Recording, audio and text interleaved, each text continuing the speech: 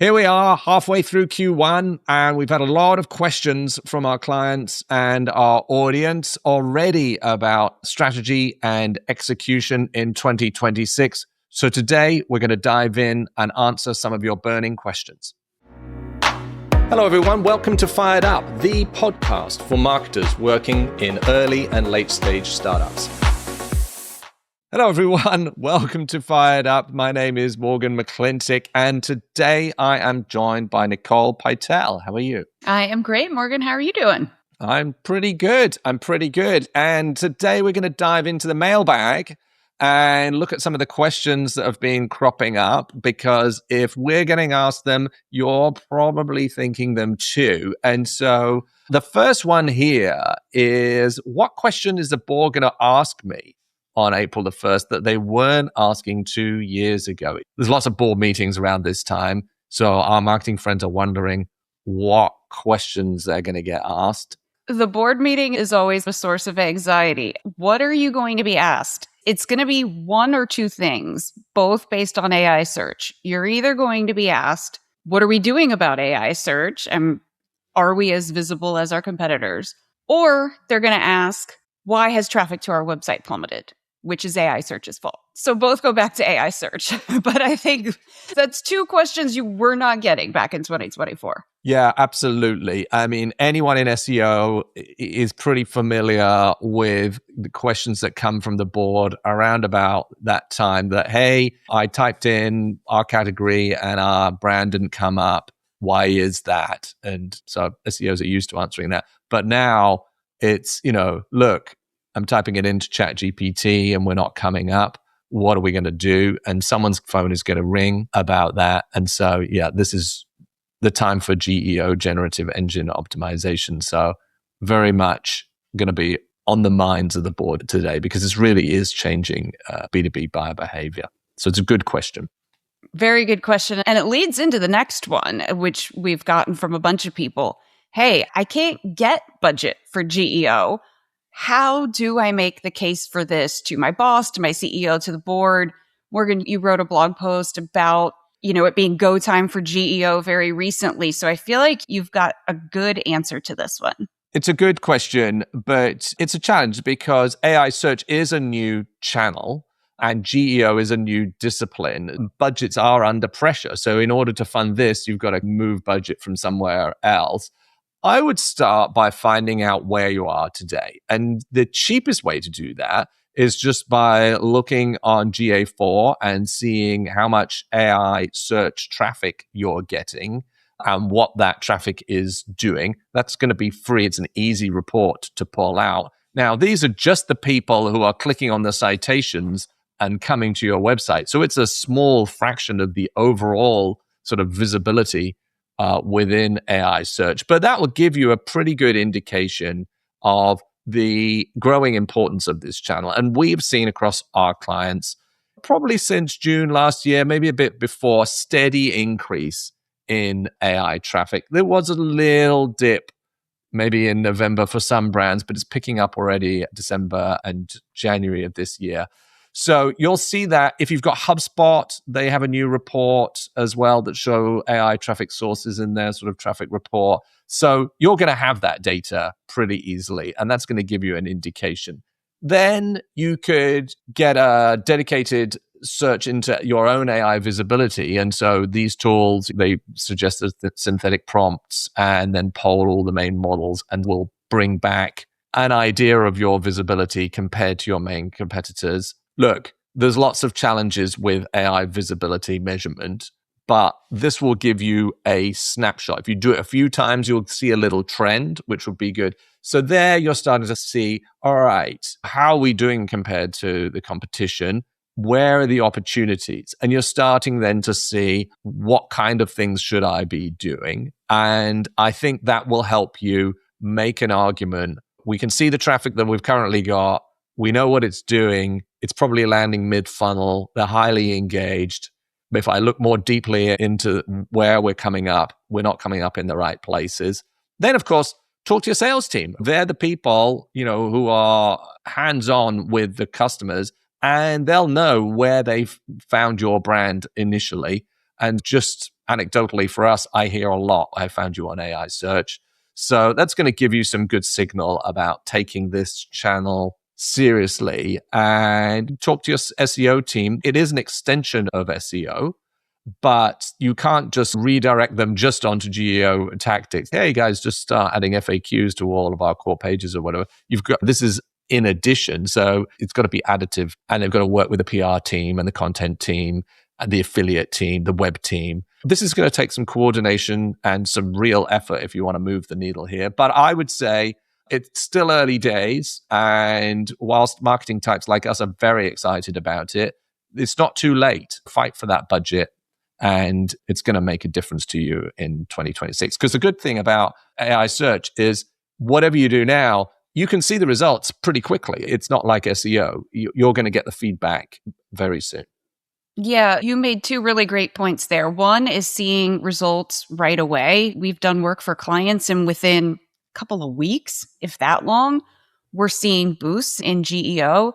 And also the part about it not being the same as SEO, SEO isn't going to do double duty here. There's a lot of overlap between the two, but GEO has its own nuances and its own things that need to be addressed. So just because you have a line item for SEO doesn't mean it's covering GEO. So two great points in there. And I would just say, just on the budget thing, the tools themselves, the AI visibility tools, they do cost, right? They're new and they're fairly expensive compared to the zero cost of GA4 and Search Console that you're currently paying, right? They poll all the different LLMs and they have to pay the tokens. And so it does add up. And I've seen a few brands get a bit of sticker shock over the $500 to $1,500 a month that you can spend on these tools. Just be prepared, because these are new and it's going to need some budget, because you need to keep polling them, and that racks the prices up at the moment. Okay, next on the list here is that the CEO hasn't made LinkedIn a priority in 2026. And how big of a problem is that? What do you think, Nicole? Yeah. Is it a problem? I don't know if it's a 5-alarm fire type of problem. It's something that your CEO should be doing. Now, there could be a lot of reasons why the CEO hasn't made it a priority yet. Maybe your CEO is very busy doing CEO things and he doesn't have time for LinkedIn.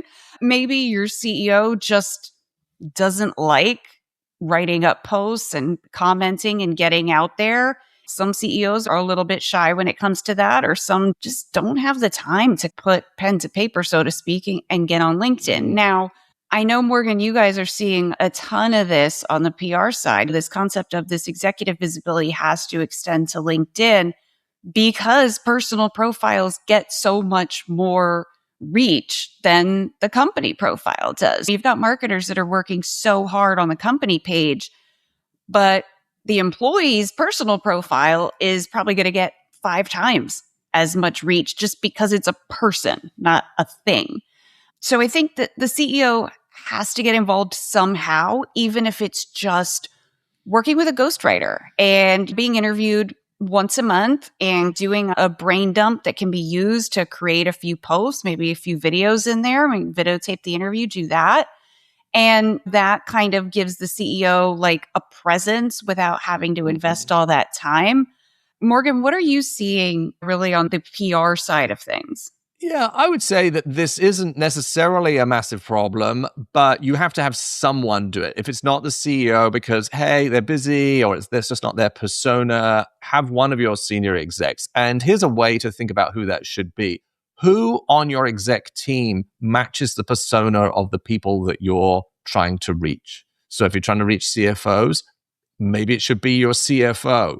If you're trying to reach CMOs, what about your CMO and promoting that person? For example, you see Ahrefs and SEMrush using their CMOs on LinkedIn to promote to other CMOs and marketing people because they already know the vernacular and they probably already have a pretty relevant audience. So it doesn't have to be the CEO, although that person obviously has the authority to speak and perhaps is the guardian of the vision.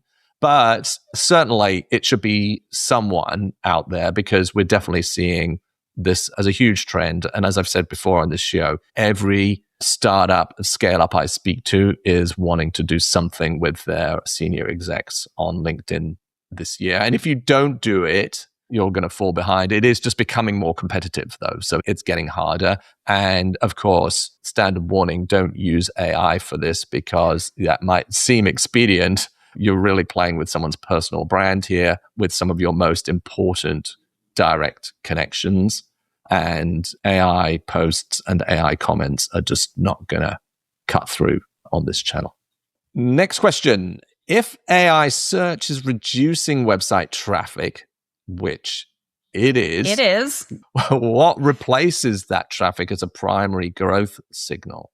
So there's a few things to look at, and at Firebrand, we've kind of come up with this, how do we measure awareness? Because just because traffic may be going down doesn't mean other channels aren't showing growth. So, looking at your share of voice or looking at social media, what's going on over there, looking at sentiment, looking at organic search impressions or paid branded impressions, things like that. There are things that you can look at that show that you're top of mind with people, even if they're not landing on your website. And I think one other thing you need to look at, not necessarily from an awareness perspective, but in terms of pipeline growth that I look at a lot is returning visitors to the website. And what are they doing? What percentage of your traffic are they? What are they reading? Where are they spending their time? How much time are they spending?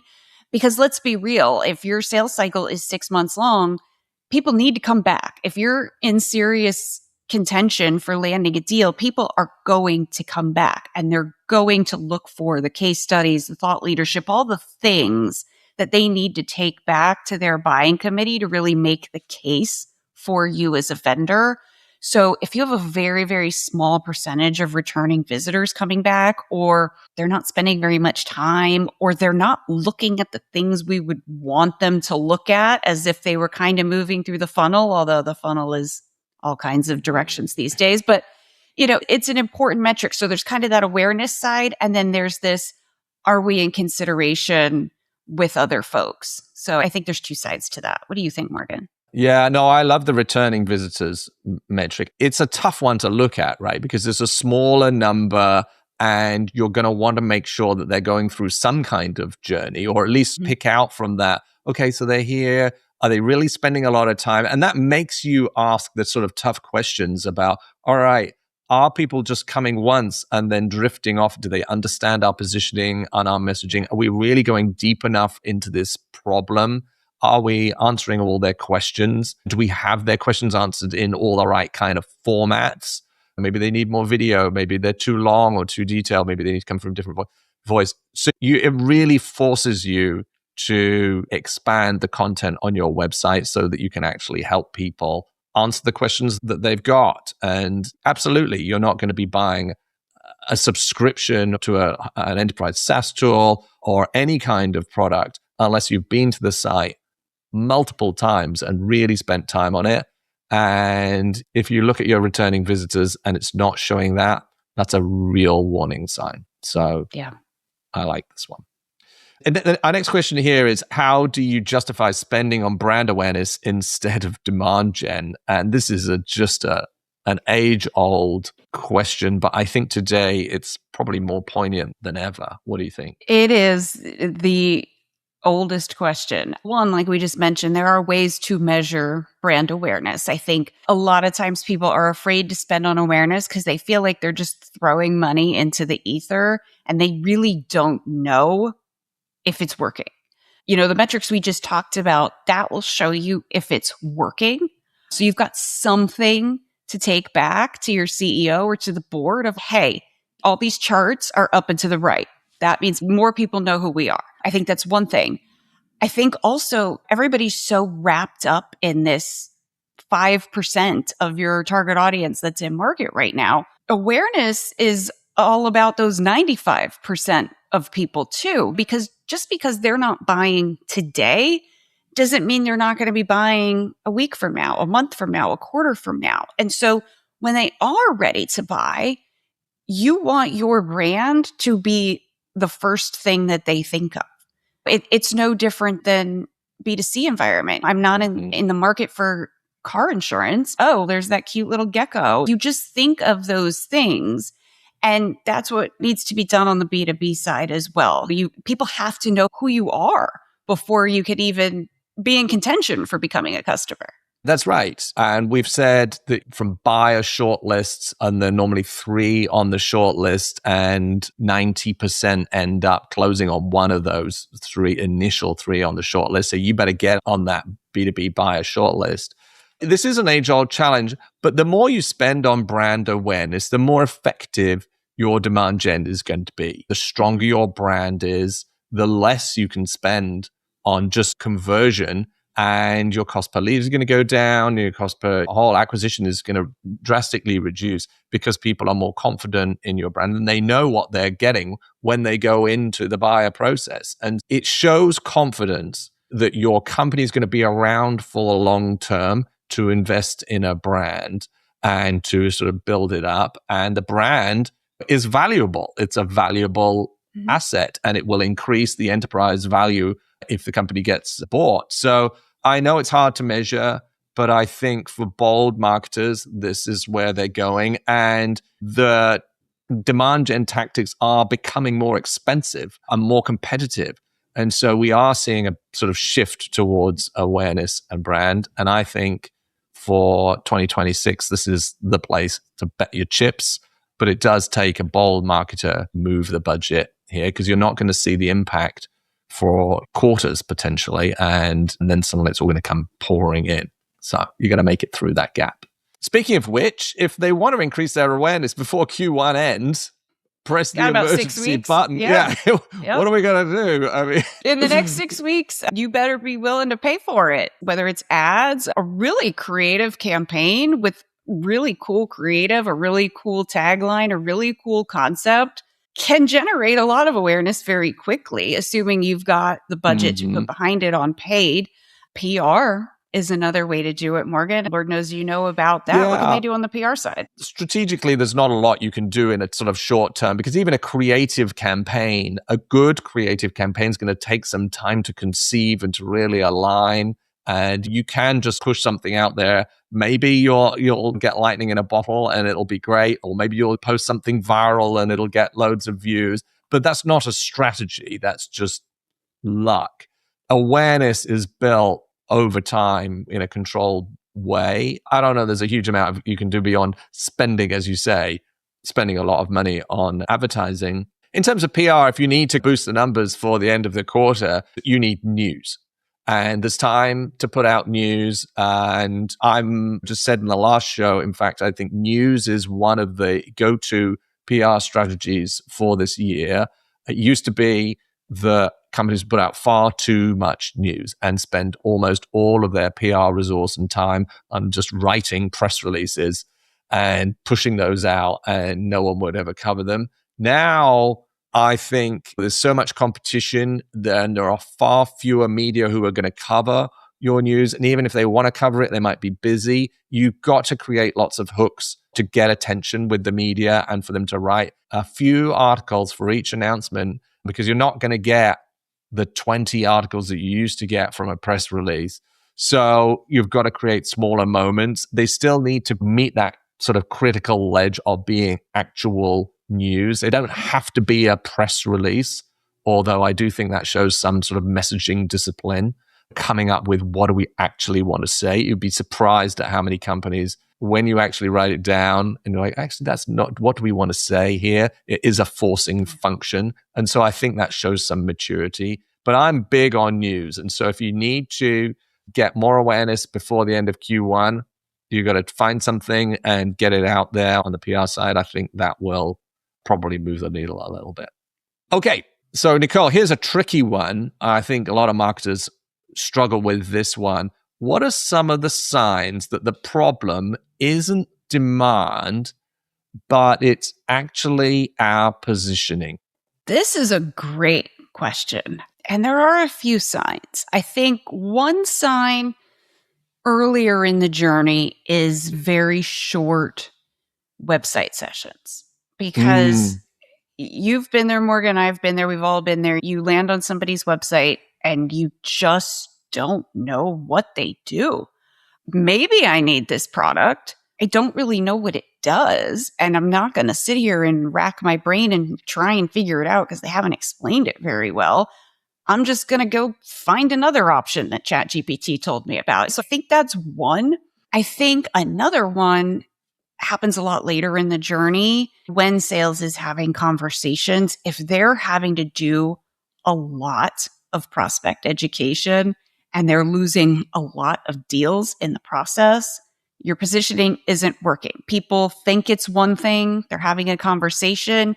They're being told, oh, no, wait, it's this thing over here. And they're like, never mind, I don't need that. So I think there's stuff on both ends of the journey that really show like it's not to me. People may love it. People may crave it. But if they don't know what it is, then they're not going to do anything.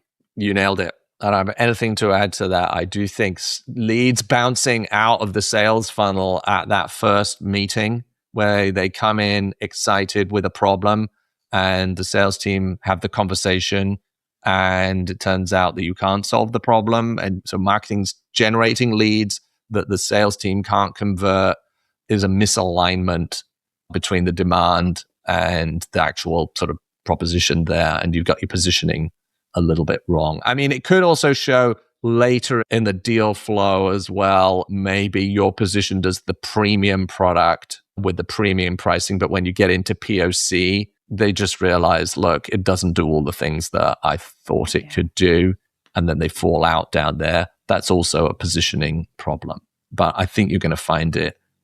It's cheaper to find it at that initial bounce from a website, and it gets more expensive the further down the funnel you get because you've invested more in those leads. But yeah, keep an eye on those metrics. Speaking of metrics, what's the most overrated metric in B2B marketing right now? I've got a caveat here. So I'm going to start with the caveat. Without the right guardrails in place, the most overrated metric is MQLs by a long shot. Because, and don't come at me with torches and pitchforks, guys. Like, hear me out. I got a caveat. It all depends on the definition that you have set as an organization, marketing and sales. What does a good lead look like? Because if marketing thinks a good lead is one thing and sales thinks a good lead is something totally different, all of those marketing qualified leads you're generating are useless. That's one thing. The other guardrail is, how are you actually determining that this is an MQL? Because if I come onto your website and I download a research report, I'm not an MQL. I just want the information that you guys have got. That doesn't make me a marketing qualified lead. If every content download turns somebody into an MQL, and I've had clients who do it that way, they're not MQLs. They're potentially interested leads, but they're not MQLs. So you've got to have those guardrails in place. Otherwise, marketing is just in MQL heaven, but there's no revenue to show for it. Morgan, what do you think? Yeah, I think the MQL issue is still there. You'd have hoped that it would have got better by now, and the sort of auto MQLing of leads is just a problem. People have got their individual KPIs to meet. And so you've got a conflict between the personal objective and the corporate objective if they're not properly aligned. And that is a challenge. I think on the PR side, the metric that I continually see is share of voice in the media. And here's why I think it needs so many caveats, because you're normally comparing a brand with other big established vendors who have spent years of investment in PR, building relationships with the media. And so you're comparing your investment, which might only be a few years, with a brand that's been investing in this for perhaps decades. Number two, sometimes you're competing with public companies. And so, necessarily they have a lot of other companies. So you have to filter out all of the public company stuff, which takes a lot of time. You also don't know what their spend and their resources are. A company can just outbid you because they've outspent you. Does that mean that your PR program is not effective? No, it doesn't. You could be small and mighty and punching above your weight and still not gaining market share or beating your competitors because they are just outspending you. And so that's a sort of a fool's errand. There's also, even within a fairly similar competitive set in terms of resources and size, etc., sometimes a company has funding in a quarter or changes their CEO or does something very big but rare, and that's going to drive a lot of coverage in that quarter compared to your quarter, which might have been quite normal. And some of the media might be more important to you compared to others. So you end up building a sort of framework where you're prioritizing the media and you're taking out public market stuff and you're trying to normalize things over a longer period of time. And you're trying to take out all the reprints and the press releases. So there's a lot of work that goes into this process. And I'm not saying it's not valuable, but it isn't always that actionable because it needs so much explanation and you can bend it to say almost whatever you want. So I do think it's worth doing. In fact, we just built a tool to help automate some of this using AI because of that very fact. But I do think it is overrated and a bit of a vanity metric for a lot of companies when it comes to PR. Share of voice isn't going anywhere. It just needs a lot of explanation. All right. Oh, here's a whole podcast in itself, Nicole. But if everyone is AI enhanced, where does differentiation come from? That's a good question. I think it depends on what you're using AI to enhance. If you are using AI to write your entire website copy all by itself, you're probably not going to look all that good. But if you're using AI to help with data analysis at the end of every month or every quarter or every year, and then you're using kind of those insights to make smarter decisions and things like that, I think the thing is everybody's using AI, but not everybody's using it the exact same way. I think the AI Slop is the big 800-pound gorilla of this non-differentiation. And there's so many stats out there about buyers think that brands all sound the same. Everybody sounds the same. And if they all have robots writing their copy, then they're really going to sound the same. So I think it depends on what your AI strategy is and not losing yourself in efficiency. Like you're so excited to be efficient that you're not really human anymore or different or unique. What do you think on this, Morgan? Because you're right. This would be an episode all in itself. No, I know. I'm laughing because literally on LinkedIn today, I saw some guy post, here are the 10 prompts that I use to improve my resume so that you can close my next job. And all the responses are all variants on, I think this is a great way to get your resume viewed by recruiters. And so it was an AI post with AI comments. And you just thought, what am I even reading here? And these are people on the job hunt. So good luck to them. But it was a real uncanny kind of valley post. But here's a framework I'm thinking about the other day, when to use AI and how to use it. If you think about producing a piece of content, do you just need to show up here or do you need to stand out?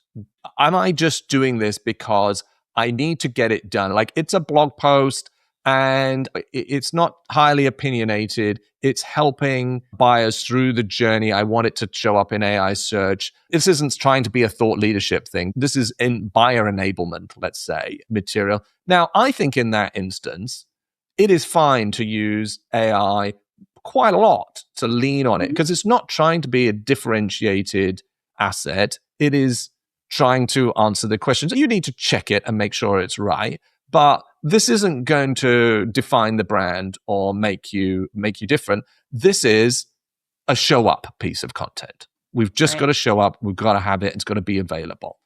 Or is it a standout piece of content? And a standout piece of content could be the post from your CEO on LinkedIn. It could certainly be a press release. And here, I would suggest very cautious use of AI, not necessarily zero, but the end result cannot smell of AI copy because you're trying to stand out. And how do you stand out? You stand out with your vocabulary and the tone and the pace and the sense of humor and your vision and the overall content. You can easily feel if it's got that sort of smoothness of AI. And so if you feel like your reader, if they found out it was written by AI, is going to suddenly be disappointed and distrust you, and in that kind of standout way, then don't use it. But I don't think in my former example where, hey, this is just how do I do this blog post, does your buyer care? They don't care. They just want to know how to use the product. I want screenshots and I need to just know how to do this, answer this problem, or whether this tool answers this problem. They just need the answer. They don't care where it came from. And I don't know, a new heuristic for thinking about AI and when to use it, but I think it's sort of showing some promise. Agreed. And I love those LinkedIn replies, those AI generated ones. They are fantastic. Yeah. And they are hilarious. And I wonder why people are still using it. It's 2026. We've seen this, guys, and it was fun. Okay. Maybe actually there is a little sort of buzz around because you now get the impressions for your comments. So maybe you are feeling like, oh, I'm getting impressions. You're not standing out here. You are just you're covering more ground, but you're not covering it in anything fragrant, I got to tell you. All attention is not good attention. Let's put it that way. That's right. So I think most of our audience will not be doing that, but there are still some of them out there, even here. All right. So that's all the things we had in our mailbag today, Nicole. Thanks for going through that. Really, these questions come up and they're very good questions. And we thought we'd take the time to walk through them. I appreciate you doing that. Hope that was useful for you all. And we will see you again this time next week.